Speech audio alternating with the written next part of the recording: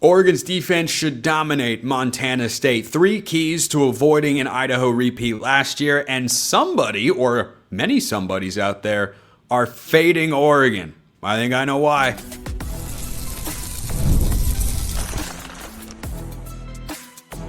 You are Locked On Ducks, your daily podcast on the Oregon Ducks.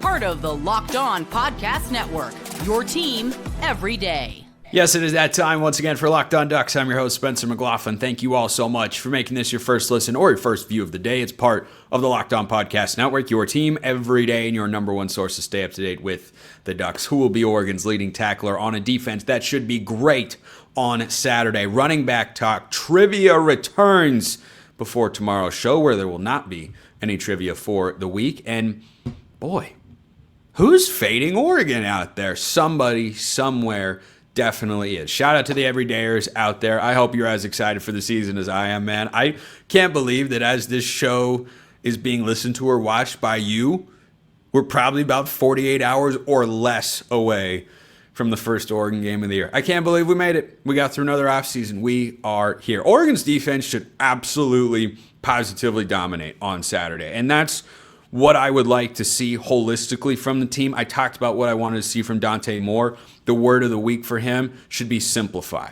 Don't try to do too much. Make the easy reads. Take what is given to you. Trust that your whole team is there to support you and that they're much better than the team on the other side, which of course they are. Oregon's a 27.5-point favorite. But defensively, this should play right into Oregon's strength. All offseason I have said, the best unit going into this year, to me, is the defensive line. That defensive line has reloaded with talent in an incredible way. Despite losing 3 first 3-round NFL draft picks, I love that unit. I give them an A- grade. It's the only one. I think without Evan Stewart, the wide receivers go down to being a B+ or a B, which is still a good unit because remember, I'm a tough grader, but that defensive line, I think last year was pretty darn close to an A+. It was no lower than an A. This year, I give an A-. When you've got Mateo, and if you can hit the full potential of Bear Alexander, I am chair of the Amari Washington fan club, so you know how I feel about that guy and what season he could have. And Tatum Tuioti, like that's just your first 4. I haven't mentioned Elijah Rushing, who is bulked up. I haven't mentioned Ashton Porter, who we're all rooting for a number of reasons. I haven't mentioned Aiden Breland, who saw meaningful action in the Rose Bowl last year. This should be a really good showcase for Oregon's defense on Saturday. If it's not, we might have a conversation or two about Tosh Lupoi, the defensive coordinator, because as I talked about on yesterday's show, Montana State is going to come out and they are going to try to run the football. Last time Justin Lamson, Montana State's quarterback, played against the Ducks was 2023 when he was on Stanford. Also a run-heavy team that couldn't throw it very well. He was 11 of 20 passing. He had 22 carries for 32 yards. He might have close to 20 carries again. Last year, their FCS Player of the Year, Tommy Mellott, who got drafted, I think, by the Raiders at some point, which is where Jackson Powers Johnson plays. My everydayers get that reference. He was a really dynamic player for them behind center, and his legs were a huge feature of what they did. If you're going to line up and run the ball a bunch, guess what? You've got to be able to get through the front 4 and, of course, the linebackers as well. And I know DBs have a role to play in run support, but fundamentally, if Oregon's defensive line plays to its potential, Montana State should not score a touchdown in this game. If they score 1, I'm not panicking. But if 2 touchdowns are allowed in this game by Oregon's defense, I will be disappointed. I will be disappointed like Terry Benedict talking to Rusty if he gets picked up in a sports car next week. He wants his people to find him, of course. I want Oregon's defensive line to make Montana State's life really, really difficult. That's what I'd like to see. And that should happen. Regardless of how good Montana State is at the FCS ranks, this team should not be able to consistently sustain drives. Stanford couldn't in 2023, and Montana State certainly should not be able to here in 2025. That unit is so deep. I think we could see 10 guys play on the defensive line on Saturday. I'm here for it. I'm here for all of it. So, defensively, That's what I expect. Offensively, Bobby sends in this question. How do you think we avoid the slow start like last season? Montana State's definitely not a cupcake FCS team. Last year was a little bit mediocre for the first few games. If that was a little bit mediocre, I would hate to see what you consider substandard there, Bobby. Notice I didn't use the phrase subpar because that's an oxymoron the way it gets used colloquially, where it's used to describe something that isn't up to standard, but subpar is actually good and desirable in golf. Anyway, so 3 keys for the offense on Saturday to avoid the Idaho debacle of last year in which they put up just 24 points. Number 1, I hope this is an easy one for those of you that remember watching that game. Offensive line cohesion has to be there. I am optimistic. I will not say a 10 on Spencer's scale of agreement level of confident because you have 4 new starters, but I'm optimistic they are going to be in a better spot in game 1 this year than they were last year. That doesn't mean everything's going to be perfect. I think this O-line, like last season, will be a lot better by week 6 than they are in week 1. But the floor should be a lot higher, and that's because you have Poncho at center, and that was the problem a season ago. They didn't know who they should have in there. They had in Charlie Pickard, who's a former walk-on, and God love him, he did his best, but we all saw the results was not good enough. There was a snap issue in the Boise State game that led to an easy touchdown for the Broncos, and it just wasn't clean enough up front. Poncho being there, second-year starting center, I think a candidate to win the Remington Award for the best center in college football. You should be able to be good enough. So, offensive line cohesion.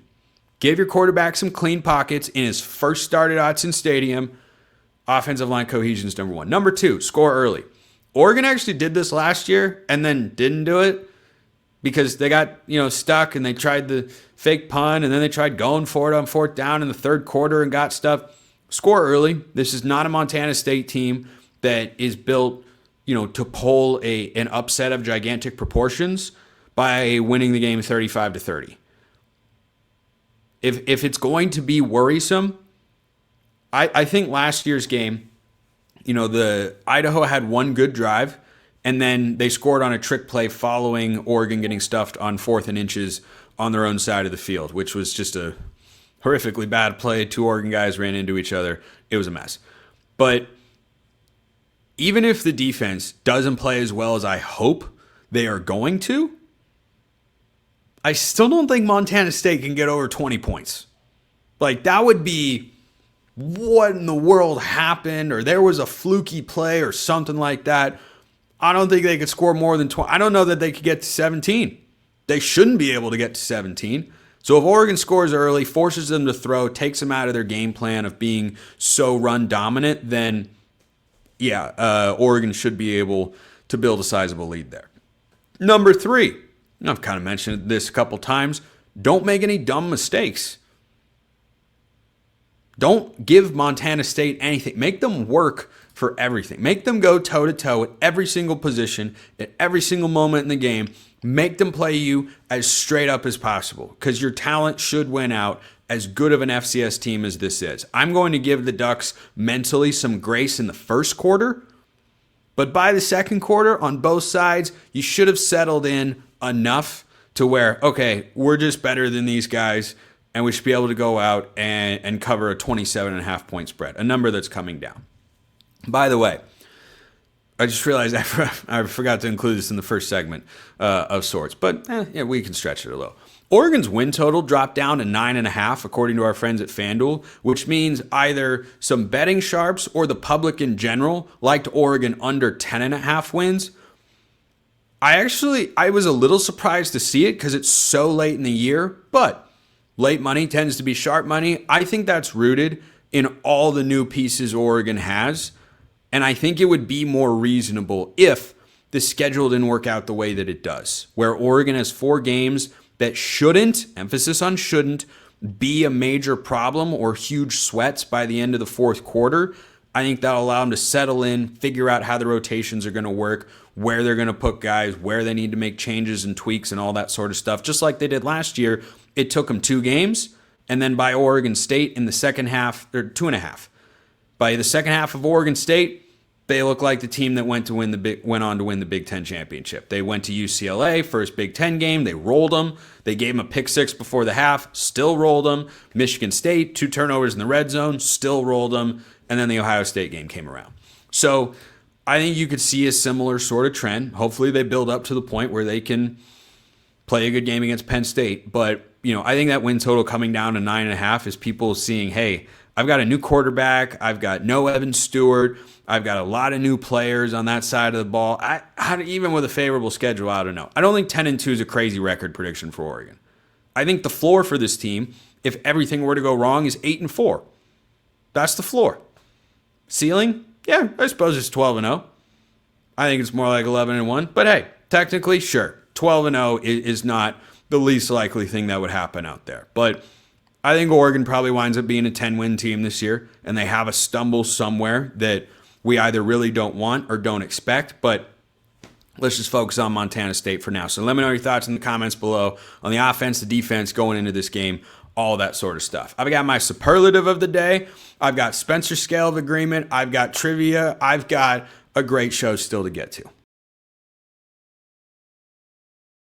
First, this episode brought to you by Upside. Hey, Locked On Ducks fans, are you still paying full price for gas? Stop leaving money behind. Get real cash back every time you fill up with the free Upside app. Simply download the free Upside app in the App Store or Google Play right now and start earning cash at the pump today. Use my limited promo code FOOTBALL and get an extra 25 cents back per gallon on your first fill up. You could make up to $300 a year just from buying the gas you already needed. At first, you might think it's too good to be true, but it's totally legit. Real people are getting paid just to make their daily commutes, and you can too. Plus, you can cash out anytime to your bank account, PayPal, or an e-gift card for Amazon and other brands. Don't let this offer drive on by. Download the free Upside app now using my limited time promo code FOOTBALL, which is back. Football is here. And use that code FOOTBALL for a limited time. 25 cents per gallon bonus is what you're going to receive. That's promo code FOOTBALL. Offers vary by user and location. Go to upside.com for terms and conditions. Go check out the Upside app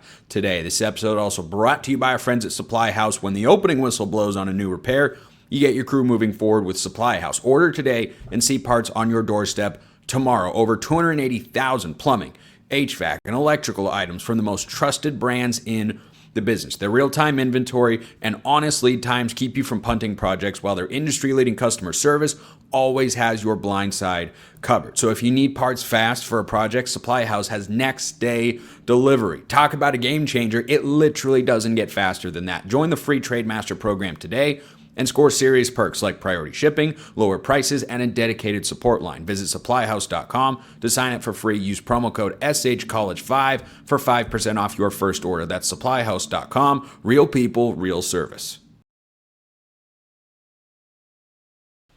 So, I've made my pick for Oregon's leading receiver. I think that'll be Decorian Moore. I think that's going to be a really fun battle to watch throughout the year. Leading rusher, I haven't done because I think it's pretty obviously going to be Mekhi Hughes unless, I'll get to that a little later on the show. Leading sack man, I'm going Mateo. Hard to go in another direction, but if Amari Washington does it, I am going to be bullish beyond belief here on my own ability to forecast football players' productivity. But what about the leading tackler? So I think there are two pretty clear options here for who leads Oregon in tackles by the time the 2025 season comes to a close. I think a lot of you are going to jump to Bryce Betcher. Not a bad pick at all. Led Oregon in tackles last year. Incredibly experienced guy. He is everywhere. No reason to think that isn't going to happen. I wouldn't overlook Dillon Thieneman in this conversation because this is a guy who in 2 seasons at Purdue totaled 106 and 104 tackles. Okay. Bryce Betcher last year, I believe, had 94 tackles. He had 94 tackles. The most he'd had in a season before that was 2023 when he had 37. So, yeah, I think Bryce Betcher will be in the 80-90 tackle range this year. But this guy, Dillon Thieneman, you're going to hear some love from him on tomorrow's show from the guests that I'll have. Make sure you tune into that because it'll be fun. I'm actually going to go with Dillon Thieneman here. And It's not that I don't think Bryce Betcher is going to be a tackling machine. I fully anticipate that he will. I think from a snap count standpoint, you'll probably see a little bit more of Thieneman than Bryce Betcher just because linebackers get rotated out more than defensive backs. So I'll go with Thieneman. I think Bryce Betcher's a good pick, but if you have a dark horse pick, let me know in the comments below. Curious to see what you guys think. Who leads Oregon in tackles on the defensive side of the ball? Not this week, this year. So Zaheem sends in this forward-looking question take for Spencer's scale of agreement. Mateo, Thieneman, Mekhi Hughes, and Poncho all come back for the 2026 season. Oregon wins the Natty. Kenyon Sadiq is gone to the league, but Dante Moore is still around. Well, I mean, first of all, this would be fantastic in so many ways. Not the least of which is if Kenyon Sadiq is gone to the league, that means he probably has like 700-800 yards this year and sets the Oregon single-season record for receiving yards by a tight end. That would be cool. You'll hear love from him on tomorrow's show as well. But I think 2026, if Dante Moore comes back, man, the potential to be one of the best teams in college football, like truly one of the 2 or 3 best going into the year, and then being able to live up to that, it's going to be so unbelievably real. There will be a determination in my mind based on how many of these guys stay. Because I think Mekhi Hughes, who I like, everybody likes, is the most replaceable just because of the position that he plays. If Oregon could get, like, let's say Sadiq is gone, between the 4 you listed, if 2 of them come back along with Dante Moore, and let's say it's Poncho and Dillon Thieneman, those would be the guys I'd frankly place as the highest priority. Not that I don't want Mateo back. That'd be my dream, of course, for a number of reasons. But positionally, having Thieneman there would be great, and I think that they could more readily plug and play a defensive lineman like Elijah Rushing, who's a former 5-star recruit, to fill the void left by Mateo than they could Dillon Thieneman. Now, they have recruited the safety spot really well. It's just at that point he will have had 3 years of college football under his belt, 1 in the defensive system. He could be an All-American this year. He's a preseason All-American selection. I think he's on the 2nd or 3rd team. He could be a first-team All-American maybe in 2026 if he comes back. And the same goes for Poncho. So if those 4 come back with Dante Moore, my Spencer scale of agreement on Oregon winning national championship, I cannot put it any lower than a 6.5. I'm not going to go crazy because that first one is, whenever it happens, it's going to be sweet. It's going to feel really, really good. But yeah, I'd put that one at a 6.5. Rick sends this one in. What's the advantage of having Dante Moore, having been there about 1.5 years, sat behind Dillon and Austin for 2 or more, who sat behind Dillon and Bo? Both have the experience in the offense versus bringing in a transfer. Both these guys are talented but lack game time. Your thoughts? So it is a somewhat curious spot for the Oregon quarterback room to be in because you have 2 guys that are both in their 3rd year of college football. They were the same recruiting class. When Dante flipped to UCLA, Austin Novosad was the corresponding move on the recruiting trail for then offensive coordinator. Will Stein had been hired, I think, around that time. But I think Dillingham Dillingham would have been the one recruiting Novosad originally. But anyway, so it's a curious spot for them to be in because ideally, when you think about the NFL, a backup quarterback is someone like Marcus Mariota. Why is Mariota a good backup? Well, he's been around the league for a long time. He's started a bunch of games. He's played a bunch of games. He got a chance to be a starter.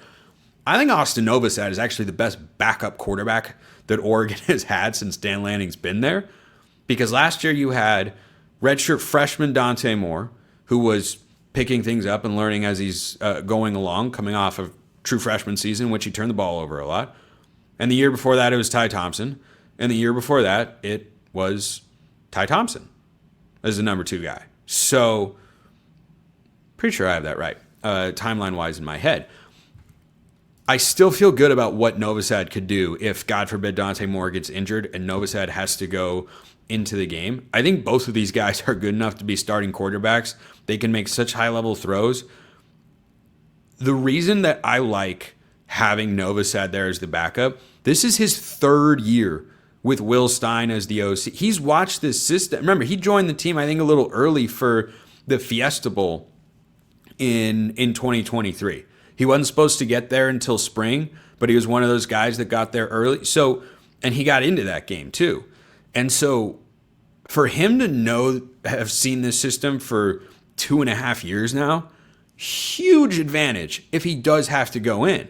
Now, it'll be the first time he's stepping onto the field and really seeing meaningful game action if he were to have to start at some point for one reason or another this year. But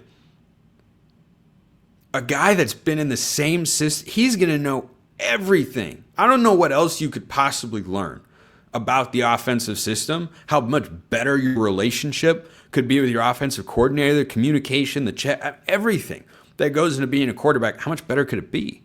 So it is different that you can't expect the same floor of production that Bo and Dillon gave you because of their experience in college football. You can't expect that from either one of those guys. You can hope for it. You can't expect it.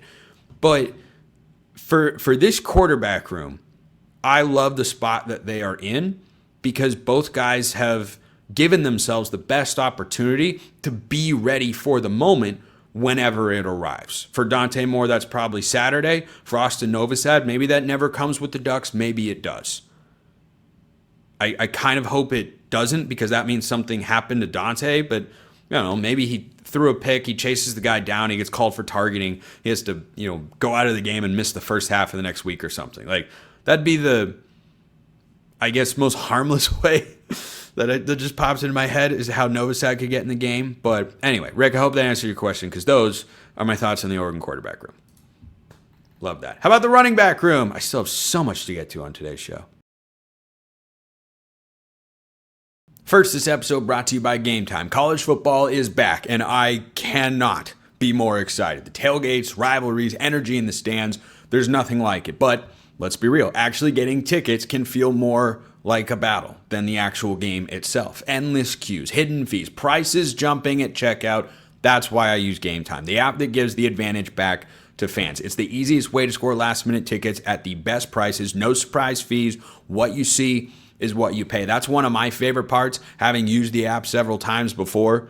Game Time doesn't tack it on at the end. You go, oh, wow, the price jumped that much. Nope. I want to know exactly what it is, and Game Time gives you that peace of mind. You pull up Game Time, and in just a couple taps, you'll see amazing deals. Talking about Oregon games.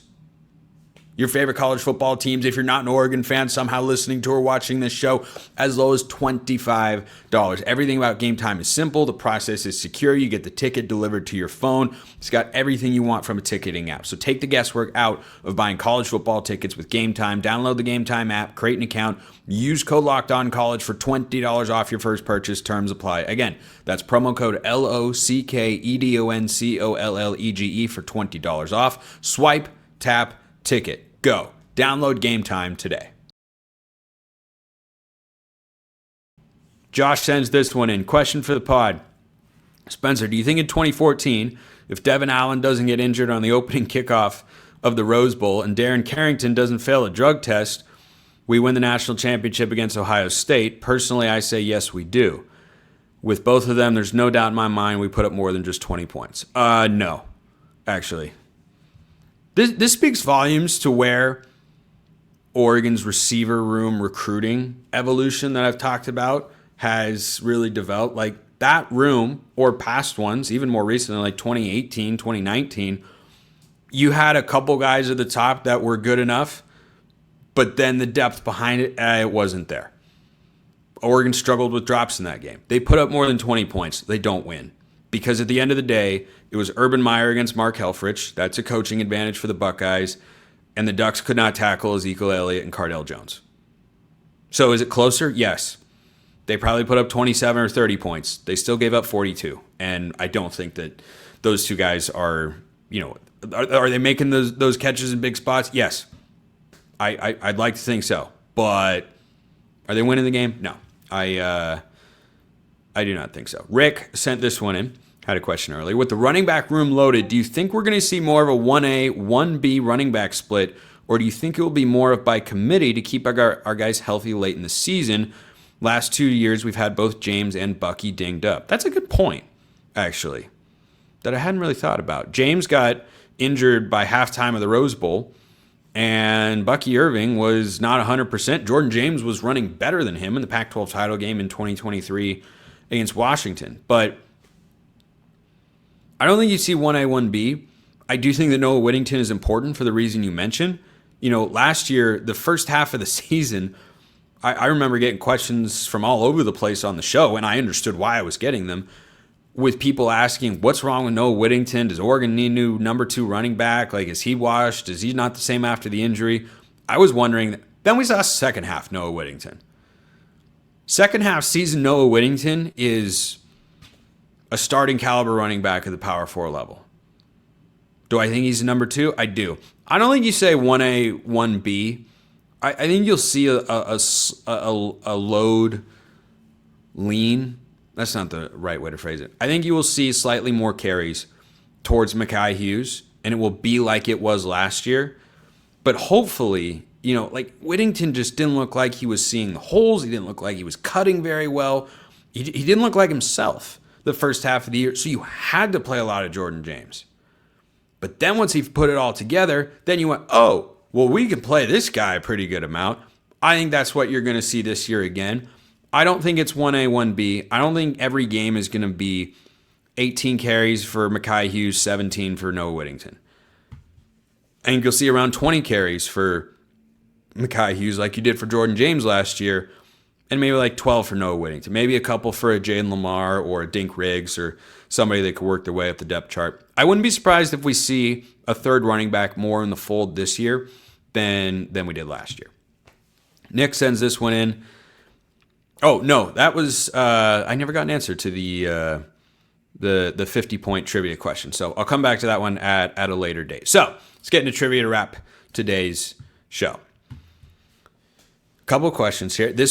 Once games begin, there will be no trivia on tomorrow's show. Trivia will be a Tuesday trivia segment. I will take 1, maybe 2 questions, depending on how good they are. You guys can send them in. I will pick what I think are the best ones that I receive.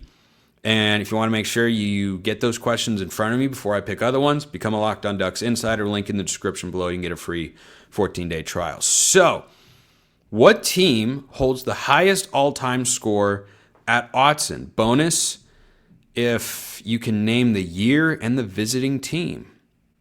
Ooh. What team? Well, see, here's the interesting thing. It doesn't say what Oregon team. It just says what team. The highest all-time score? I got to go back in 2010.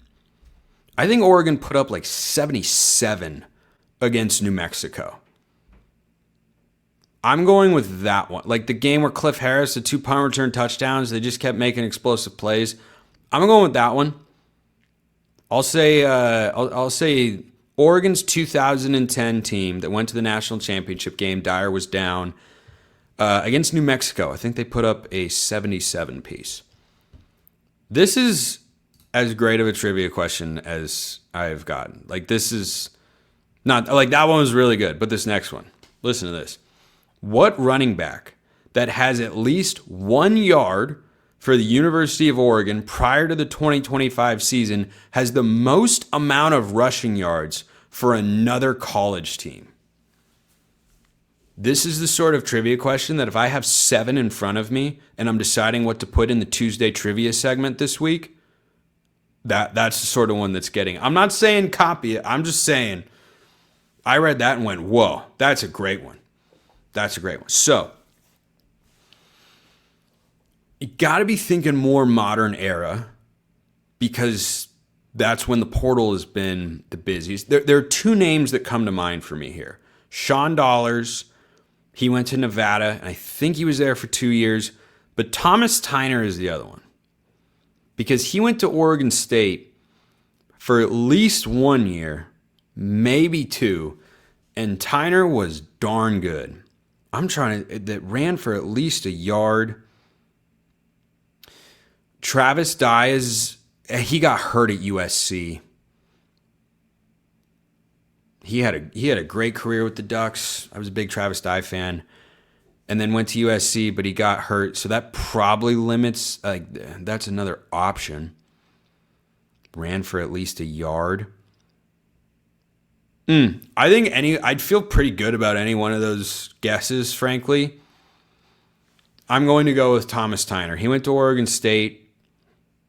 I don't remember where exactly he was on the depth chart, but that's my guess. So tomorrow's show, special guest. Don't miss it. Appreciate everyone listening. I'll see you next time. Until then, hope you all have a wonderful rest of your day, and go Ducks.